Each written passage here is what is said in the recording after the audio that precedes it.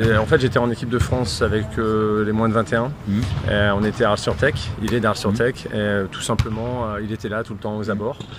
Et je lui ai dit bonjour, je lui ai dit de venir shooter avec moi, etc., etc. On a commencé à taper du ballon tous les deux. Et puis voilà, une amitié est née comme ça. On s'est jamais vraiment. On a toujours pris des nouvelles l'un de l'autre. Et puis un jour, il est devenu coach sur le centre de formation. Donc j'ai suivi son parcours, je me suis entraîné un peu avec lui, j'ai bossé avec lui, on a fait un camp ici, on a bossé comme des fous. Et c'est là où on a vu qu'on avait vraiment la même vision du basket. Puis ça reste une grande maison, hein, c'est comme le CSP Limoges, ça sont Villeurbanne, ce sont de très grandes maisons basket. Donc c'est vraiment un honneur de pouvoir bosser dans ce type de maison, c'est clair. Ça m'a fait bizarre quand même au départ, faut pas le nier, parce que voilà, quand on s'est battu avec le Bayeul de Limoges pendant de longues années, c'est propre.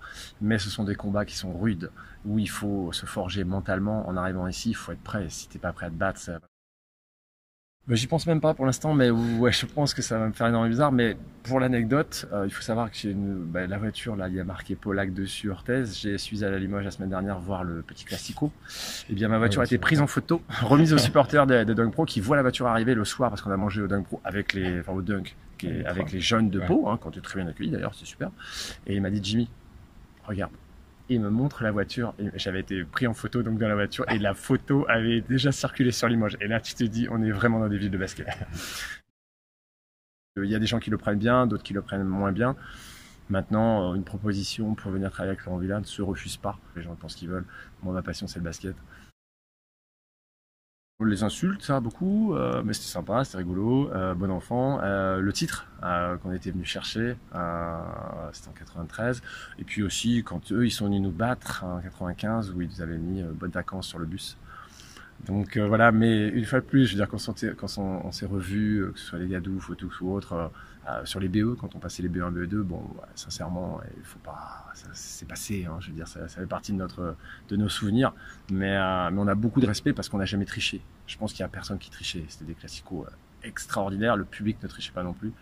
Donc, et je dis, heureusement qu'on a encore ce type de match pour avoir de l'effervescence et pour faire parler, quoi.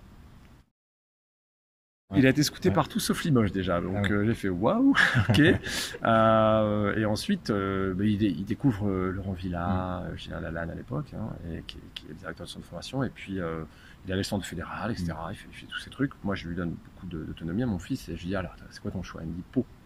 Et là, franchement, il y a eu un blanc. Non, mais c'est vrai. Hein. Je dis, tiens, t'es sérieux? Il dit oui, vraiment, c'est super. Bon. Et après, je comprenais parce que via Laurent Villa, pardon, je savais que voilà, c'était une bonne décision. Donc j'ai dit ok, pas de souci. Et puis donc du coup, c'est pour ça que j'ai déjà commencé à connaître, voilà, à venir à Pau, voir je veux dire, mais déjà à ce moment-là, ça me faisait un petit peu bizarre. Surtout à ce moment-là, ça m'a fait un peu bizarre de rentrer par une autre porte, on va dire. Donc, puis après, il y a eu ce camp qui a quand même posé les choses, où là, j'ai pu rencontrer les personnes, discuter avec elles. Puis là, les gens vous découvrent aussi. Et vous découvrent une personne ouverte, ultra passionnée, et basta point barre, quoi. Beaucoup d'humilité, on se la joue pas, c'est pas mon genre. Donc voilà, donc c'est pour ça que ensuite, quand Laurent m'a appelé, j'ai dit écoute, il n'y a aucun problème, si ça va, ça le fait pas, je viens bosser avec toi, pas de problème.